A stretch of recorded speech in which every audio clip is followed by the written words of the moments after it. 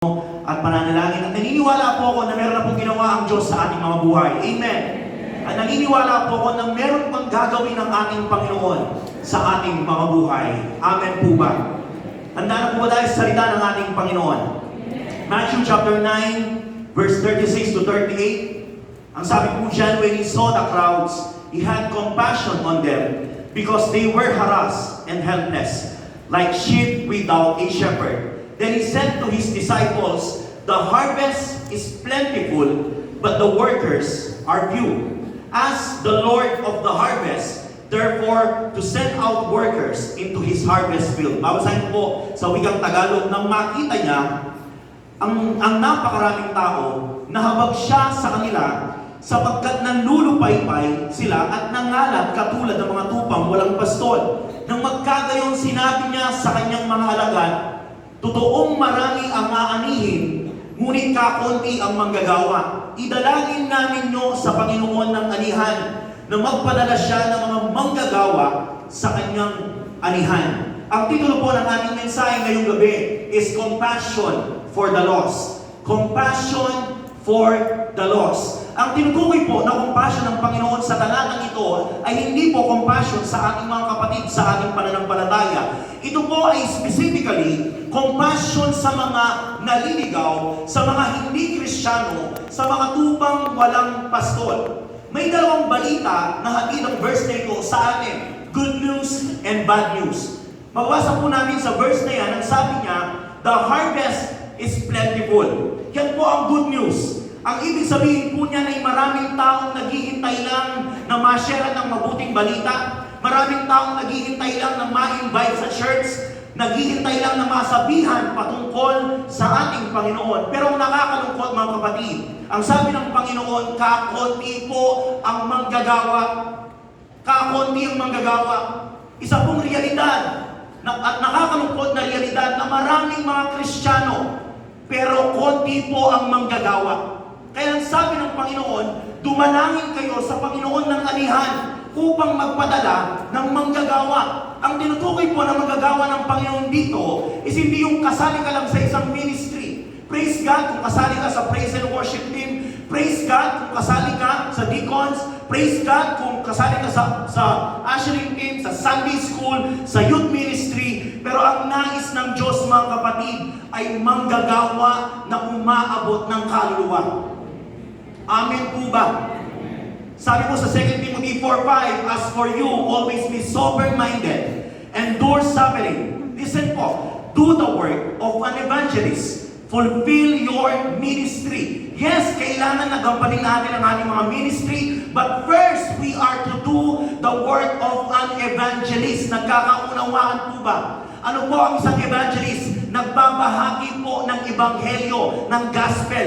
Hindi po lahat ay tinawag or may calling na maging evangelist. Listen to me po. Kundi ang lahat ay may panawagan para gawin ang trabaho ng isang evangelist. Naunawaan niyo po ba? Hindi po lahat pwedeng tawaging evangelist. Calling po yan. Pero ang lahat po ay may panawagan na gawin po natin ang trabaho ng isang evangelist. Lahat po ng mga pastors, gawin po natin ang trabaho ng isang evangelist. Lahat po ng mga deacons, do the work of an evangelist. Lahat po ng worship team, we must do the work of an evangelist. Lahat po ng Sunday school teachers, we must do the work of an evangelist. Lahat po ng Christians, lahat po ng Christian ay magsabi po ng amen. Gawin po natin ang trabaho ng isang evangelist dahil yan po ay utos ng ating Panginoon. Now, the word compassion na ginamit po dito sa Greek word ay splanchnizomai. Makinig po tayo mabuti dahil YouTube ko yan kung paano yung pronunciation. Splanchnizomai. Na kahulugan po is to be moved in the inward parts. Pasintabi po sa lahat. Pero ito po talaga ang kahulugan ng salitang splanchnizomai. To be moved as to one's bowels or inward parts. Ang tinutukoy po dito na inward parts is yung internal organs called intestines. Okay? Na kapag po yan ay gumalaw, balo yun na po. Na kapag po gumalaw yung ating mga intestine, meaning po nun, tinatawag ka ng kalikasan na hindi mo mapipigilan. Amen. Hindi po natin kayang pigilan yan. Wala pong pinipiling lugar. Hahanap at hahanap ka ng paraan para makapag-restroom. Gagawa at gagawa ka ng paraan para makapag-splanknizomai. O may nalaman po kayo sa gabing ito. Sa kapupunta, brother, mag-splanknizomai na. Praise God. Yan po, the word compassion is all about that. Compassion is not just a feeling. It is not just a consciousness of someone's distress or someone's need. Compassion is something that moves us into action. Hindi po yan pakiramdam lang.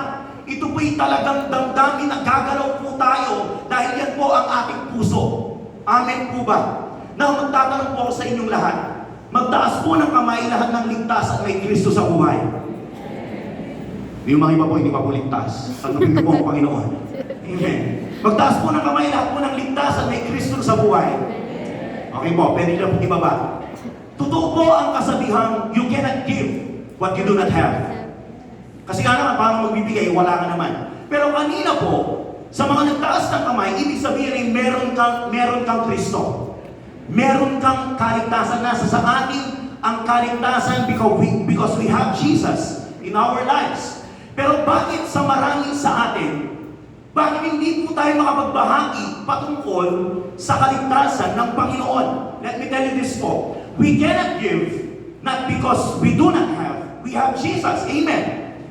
We cannot give because of lack of compassion. Lack of compassion. Tayo pong mga Kristiyano ay merong ginagawang matinding kasalanan sa buhay. The greatest crime being committed by Christians today is the sin of apathy. Apathy means lack of interest, lack of concern, and lack of compassion. Pang-11 gabi na po tayo. Ano po ang ating damdamin ngayon? Tayo po ba'y nakaupo na sa ating mga kapwa? Baka meron po tayong sin of apathy, lack of interest, lack of concern, and lack of compassion. Nasa sa atin ang solusyon, nasa sa atin ang susi, nasa sa atin ang gamot para sa mga harassed and helpless, but we do not care. Wala po tayong interest. Hindi po tayo concerned. Ang sabi po sa Lucas, Kabanata 10, talatang 13 po, ang sabi po dyan, sumagot si Jesus, may isang taong naglalakbay mula Jerusalem, papuntang Jericho. Hinarang siya ng mga tulisan, hinubaran, binugbog, at iniwang halos patay na. Nagkataong dumaan doon ng isang paring Hudyo. Paring Hudyo, kilala niya po ang Diyos. Nang makita ang taong nakahandusay, lumihis po siya ng landas. Okay, lumihis siya at nagpatuloy sa kanyang paglalakad. Dumaan din ang isang Levita. Okay po, yan po'y lahi ng mga priest, Levita. Ngunit nang makita niya ang taong binugbog, lumihis din ito at nagpatuloy sa kanyang paglalakad. Yan ang ginagawa ng karamihan sa atin. Nakita natin na kailangan ng kaligtasan ng ating mga kaibigan. Nakita natin na kailangan ng kaligtasan ng ating mga katrabaho, mga kamag-anak. Pero lumilihis po tayo ng landas as if parang tayo yung Hudyo, parang tayo yung Levita na nakita po natin na nakahandusay ang isang tao, pero dinaanan lang po natin siya at lumihis po tayo ng landas. The priests and the Levites saw this half-dead man, but they do not care. Wala po silang pakialam, wala po silang interest, sin of apathy, lack of interest, lack of concern, and lack of compassion. Settle na tayo sa pang-atin lang, pang-ministry lang sa church, knowing naman na alam namin ang daming napapahamak araw-araw dahil ang church ay walang compassion at kulang sa manggagawa. Kulang na kulang po tayo sa manggagawa. Ano po ang ating gagawin sa gabi nito? Number 1, be compassionate just as your Father is compassionate. Yan po ang sabi sa Luke 6:36. You must be compassionate just as your Father is compassionate. It is a must na dapat at marapat na tayo bilang mga anak ng Diyos ay compassionate. Amen. Na tayo rin dapat ay mahabagin. Dahil ang simpleng paliwanag lamang po dyan ay dahil ang Diyos ang ating Ama at tayo kanyang mga anak. Ang Diyos po natin ay compassionate. At dapat makita din po sa ating mga buhay na tayo bilang kanyang mga anak ay compassionate. Amen. Parang walang nag-a-agree sa akin. Pag sinabing mabuti ang Diyos, dapat ang kanyang mga anak ay mabuti din. Hindi? Amen. Pag sinabing mabait ang Diyos, dapat ang kanyang mga anak ay mabait din. Alam mong Kristiyanong masura ugali? Amen. Ay, ating galuhan na alam po. Ang Diyos po natin mabait. Kailangan po tayo mabait din tayo. Amen. Palakpakan po natin ang Panginoon. Ay, hindi po. Alam po Kristiyanong masungit. Amen. Yako po. Ang mga Kristiyano po mababait. Bakit po ang Diyos po natin mabait? Amen. Pag sinabing compassionate ang Diyos, dapat ang kanyang mga anak ay compassionate din. Mahabagin din po tayo. Or else, ito po yung katotohanan, baka hindi mo siya ama o hindi kanya anak. Ang sabi po sa Ephesians 5:1, imitate God, therefore in everything you do. Bakit? Because you are His dear children. Lahat po ng mga anak ng Diyos ay magsabing amen. Therefore, mga kapatid, imitate God. Wala po tayong ibang ginagaya sa ating mga buhay, kundi ang ating Diyos. Wala po tayong ibang motivasyon sa ating mga buhay, kundi ang ating Diyos. Amen. Church, let us imitate God, God's compassion for the lost. Kasi wala pong ibang gagawa niyan, kundi ang mga anak ng Diyos. Kung paano umabot ang Panginoon, ganun din po tayo umabot. Kung paano magmalasakit ang Panginoon, ganun din tayo magmalasakit sa ating kapwa. Kung paano ibinigay ng Panginoon ang kanyang buhay para sa atin, ibigay din natin ang ating mga buhay sa Kanya sa pag-abot ng mga kaluluwa para sa Panginoon at sila po ay nagsabing, Amen. Amen. Pangalawang bagay po, let compassion for the lost be our passion. Let compassion for those who are lost become something we deeply care about. Ito dapat ang ating passion. To go and make disciples, to evangelize, amen, to win those who are lost, and to preach the gospel. Yan ang dapat natin pinag-uusapan araw-araw. Hindi yung kapitbahay. Amen. Kundi yung mga kaluluwa ng mga tao, sino kaya ang masisharean ko ngayon? Saan kaya ako pwedeng mag-evangelize? Sino kaya ang aking ipapanalangin? Yan po dapat ang ating maging main goal sa buhay. Let compassion for the lost become our passion. Una, dahil ito ang panalangin ng Panginoon. Na ang lahat ay maligtas. Yan po ang utos niya sa atin. Manalangin kayo ng ganyan. Magpadala ng manggagawa ang Panginoon. Na ang lahat ay makakilala sa Kanya. Verse 13, ang sabi po niya, ask the Lord of the harvest, therefore to send out workers into His harvest field. Nung nakita ng Panginoon ang mga taong nang lulupaybay, sa context po dito, for the sake of the context, hindi niya hiniling, o manalangin kayo ng maayos na bansa. Hindi niya po hiniling na, o ipanalangin na magkaroon ng financial breakthrough yung mga yan. Hindi niya po hiniling na ipanalangin na maging maayos ang kanilang mga buhay. Ang dalangin po ng Panginoon dito ay makapagpadala siya po ng manggagawa to win them. Manggagawa. Evangelism should always be one of the top priorities in our daily prayers. As followers of Jesus, isa po yan dapat sa ating top list, sa ating mga dalangin sa Diyos, na maggamit ang ating mga buhay to win more souls for Christ. Amen po ba? Pangalawa po, let compassion for the lost become our passion. Pangalawa, dahil yan po ang silakbo ng damdamin ng Panginoon. Yan po ang passion ng ating Panginoon. Luke 9:10, for the Son of Man came to seek and to save the lost. At alam naman natin, kapag nawala ang isa, iiwan niya po ang 99 para hanapin po ang nawawala. Ganun po, kapassionate ang Panginoon sa pag-win po ng souls. Lucas 15:4, ang sabi po dyan, kung ang sino man sa inyo ay may 100 tupa at mawala ng isa, ano ang gagawin niya? Hindi ba iiwan niya ang siyam sa pastulan at hanap niya ang nawawala hanggang sa ito'y matagpuan? Minsan din po tayong nawala. But praise God, may mga tao pong ginamit ang Panginoon sa ating mga buhay na hindi sumuko para dalhin tayo sa ating Panginoon. Mga kapatid, huwag na huwag po natin susukuan ang ating mga pamilya.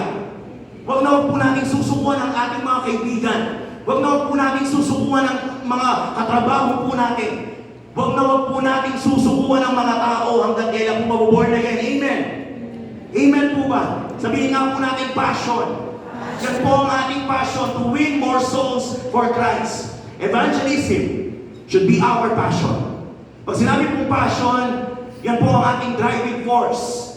Yan po ang dahilan kung bakit nais pa natin gumising sa umaga. Amen po. Yan po ang sinakbo ng ating mga damdamin. Kung bakit nais pa natin mabuhay. Amen. Para saan po yung maintenance ninyo? Hindi po magbabahagi ng gospel. Para saan po ang mahabang buhay? Anong balak mo sa mahabang buhay na yan to enjoy? Doon na lang po sa langit, mas enjoy po doon. Kaya po tayo lang dito para magdala ng kaluluwa sa ating Panginoon. Yan po ang dahilan ng ating paggising. Amen. Driving force. Yan po ang ating heartbeat. Yan po ang tibok ng ating mga puso. Yan po ang ating misyon. Yan po ang ating priority. At yan po ang ating panawagan sa ating mga buhay. Maging tulad po tayo ng ating Panginoon. He came to save and to save the lost. Let compassion for the lost become our passion pangatlo dahil yan ang kagalakan ng Panginoon. Lucas 15:5-7, kapag nakita na niya ang tupa, ay masaya niya itong papasanin. Pagdating sa bahay, aanyayahan niya ang kanyang mga kaibigan at mga kapitbahay at sasabihin sa kanila, makipagsaya kayo sa akin dahil nakita ko na ang tupa kong nawawala. Sinasabi ko sa inyo, magkakaroon ng higit na kagalakan sa langit dahil sa isang makasalanang tumalikod sa kasalanan kaysa siyang na matuwid na hindi na nangangailangang magsisi. Mga kapatid, naniniwala po ako na wala na pong higit na mga pagbibigay tuwa sa Panginoon sa isang taong nanumbalik sa Kanya. Naniniwala po ba kayo doon? Ng kagalakan ng Diyos is makakita siya ng isang taong magsisi sa kanyang kasalanan. Ang kagalakan ng Diyos, makakita siya ng taong manumbalik sa Kanya. Sino po dito ang nais na mabigyan po natin ng tuwa ang Panginoon sa kanyang buhay? Mga kapatid, bring more souls for Jesus. Kung talagang nais nating mabigyan ng tuwa ang Diyos, magdala po tayo ng kaluluwa. Ang linaw po, mababasa po natin sa text na yan na ang laging nagdiriwang sa isang taong makasalanan na nanumbalik sa Kanya. Amen po. Mga kapatid, isa po dapat sa kagalakan natin bilang mga Kristiyano ay maraming taong naliligtas at nanumbalik sa ating Panginoon. Evangelism should be our joy. Amen. Para hindi kayo masaya. Evangelism should be our joy. Amen. Hindi yung kapag narinig natin ang word na evangelism, amen. Pag God is good, amen. Pag blessings, I receive. Evangelism. Okay. Share the word. Amen. Wala ko, hindi pa rin po. Di ba palakuan po namin ng Panginoon? Hindi po yan pasanin na parang pagyanak ako. Hindi po, kagalakan po natin ang mag-win ng soul. Kagalakan po natin na makita yung mga tao, na ang maraming tao nagsusuko ng buhay sa ating Panginoong Jesucristo. Amen! Wala na pong kasinsaya yun. Mga kapatid, joy ng isang tagasunod ng Panginoon is dumarami po ang nagsusuko ng buhay kay Jesus. Joy po natin yan. Hindi po yan pressure, hindi po yan burden. Joy po natin ang nag-evangelize. Joy po natin ang nagbabahagi ng Word of God. Amen po.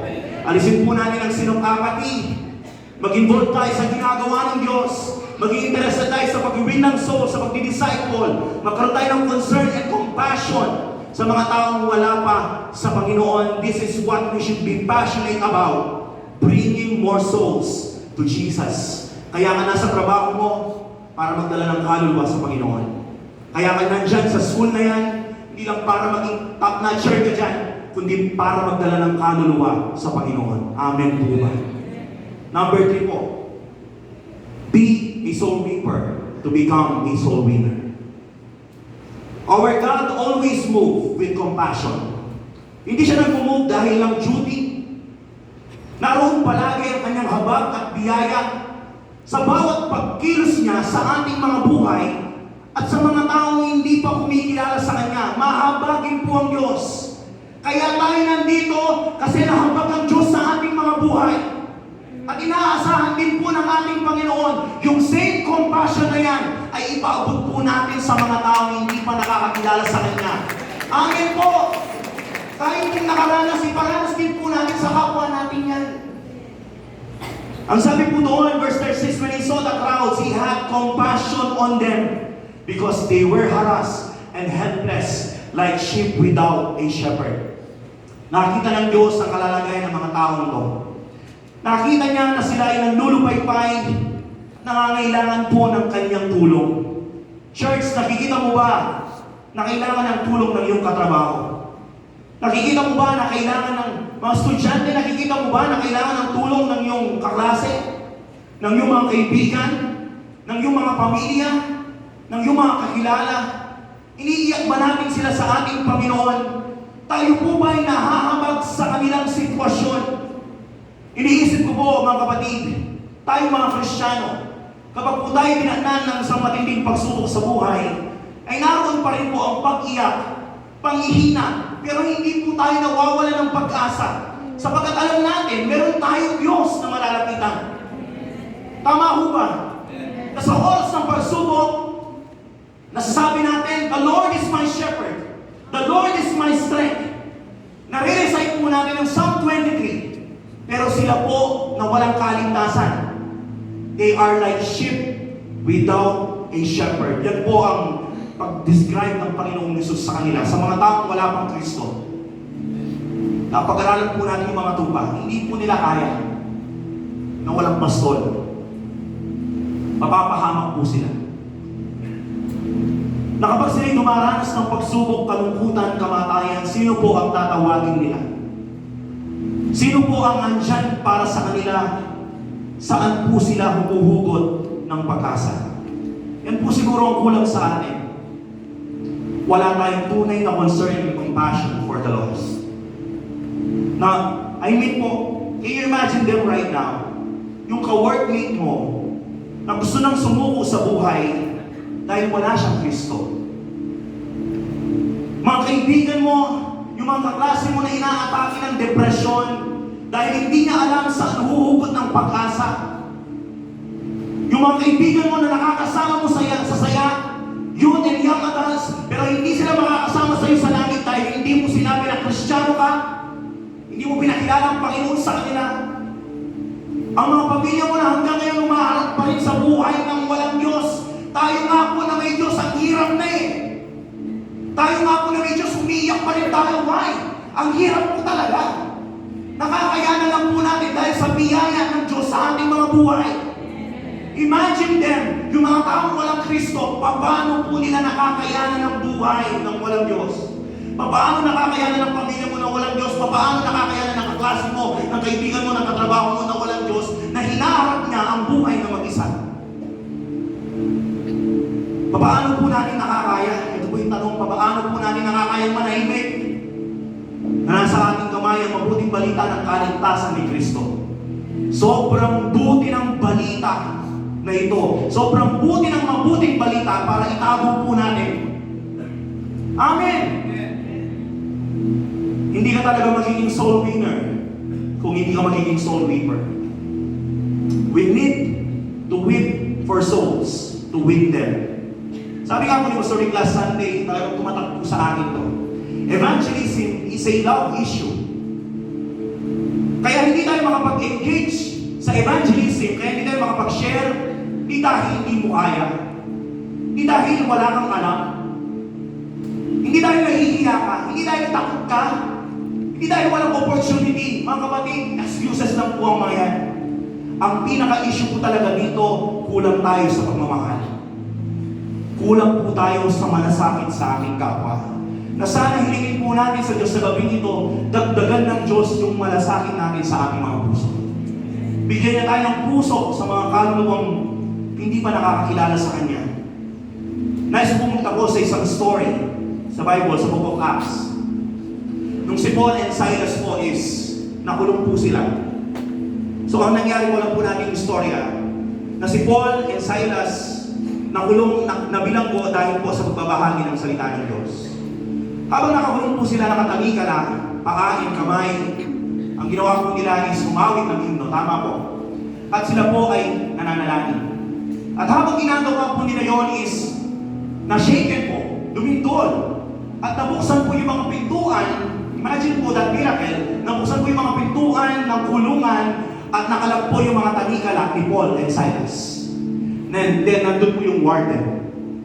Yung warden po, nung nakita niyang nakabukas lahat ng pintuan, alam niya po meron po siyang haharaping problema. Kasi paparusahan po siya ng mga namumulong sa kanya. So ang ginawa po ng warden, dahil matinding problema yan, at alam niya, baka kamatayan pa yung kaparusahan, inunahan niya na. So ang ginawa niya po is, kinuha niya po ang espada niya, at ang kanya pong patayin ang kanyang sarili. Nung papatayin niya na po ang kanyang sarili, sumigaw po si Paul and Silas. Ang sabi po nila, nandito pa kami! Nandito kami! So ang warden na to is nagpatira pa sa harapan ni Pablo at tinanong, papaano o maliligtas? Ito po yung sagot, hindi po religion, hindi po membership, hindi po kahit anong paniniwala. Ang sagot po ni Apostle Pablo doon, ang sabi niya, believe in the Lord Jesus Christ, and you and your household will be saved. Amen. So, ano pong magandang balita doon? Hindi po natuloy yung pagpapatiwakal ni warden. Bakit po? Nahanap niyo po yung solusyon. Maraming pong tao ngayon, maraming kagaya po ni warden, na humaharap ng problema at hindi po nila alam ano po ang solusyon. Nakabalita po tayo dito po sa Abakan na naman na meron na naman diyang nagpatiwakal. Ilundag yan po. Kasi bakit? Hindi po alam ang solusyon. Baka po walang nagsabi sa kanya about kay Jesus. Meron po kaming kakilala doon sa aming baryo na ang bata-bata niya nalulong sa sugal, sa utang, nabaon sa utang, ang ginawa po niya is nagpipit po siya. Hindi po sinasabi ko para maano po tayo. Sinasabi ko ito dahil kailangan po ng tao ng compassion. Hindi po nila alam paano harapin ang mga problema. Marami pong tao sa labas ngayon, sa labas ng church na to, na maraming problema, maraming pinagdadaanan na hindi po nila alam kung paano ang solusyon. Mga kapatid, nasa sa atin po ang solusyon. At ang solusyon po ay ang ating Panginoong Jesucristo. Amen! Tell the world, do you know Jesus? Do you know Jesus, mga kapatid? Then tell the world, sabihan po natin, ang mundo, sabihan po natin ang ating mga kaibigan, sabihan po natin, may pag-asa pa. Nandyan ang ating Panginoong Jesucristo. Palakpakan po natin ang Diyos. Hallelujah. Tayo po lahat ay manalangin. Salamat po. Sa oras po ito, aming Ama, kayo po ang aming Ama, Diyos na puno ng habag, puno ng pagmamahal at puno ng malasakit sa mga tao. Dahil po doon kami po ay naligtas. Nakatanggap po kami ng kaligtasan. Nakatanggap po kami ng kahabagan po ninyo, pag-ibig po ninyo, awa niyo po sa amin. Panginoon, narito po kami. Bigyan po kami ng puso na marunong umabot, magmalasakit sa mga taong hindi pa kumikilala sa inyo.